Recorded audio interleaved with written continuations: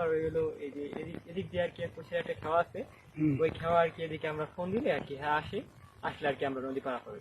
আর এমনি আর কি ওই সাইড দিয়ে গাড়ি নিয়ে আবার কি ওই সাইড একটা নদী আছে, ওইদিকে আর কি খাওয়া পার করা যায়। কত কিলো এদিকে আর কি কত এখান থেকে 2 কিলো 2 কিলো। 2 কিলো। আর যদি নদী না খাওয়া না আসে তার কি অবস্থা?